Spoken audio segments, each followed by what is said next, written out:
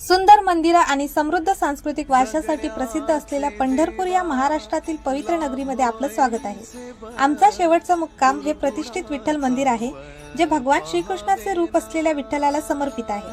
हे मंदिर दरवर्षी लाखो भाविकांना आकर्षित करतं, विशेषतः आषाढी एकादशीमध्ये। पुढे आम्ही भीमा नदीकडे म्हणजे चंद्रभागेच्या काठावर जाऊ, जी शहरातून हळू वाहते आणि या नदीला मोठं आध्यात्मिक महत्त्व आहे आणि भक्त स्वतःला शुद्ध करण्यासाठी इथे येतात।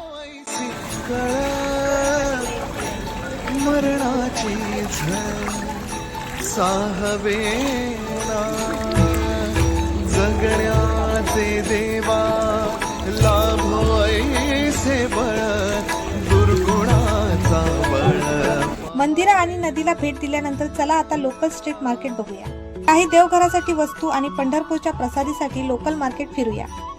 या मार्केटमध्ये मसालेदार स्नॅक्स, स्वीट्स, वारकरी लोकांसाठी उपयुक्त वस्तू, पारंपरिक कपडे, मूर्त्या बघायला मिळतात।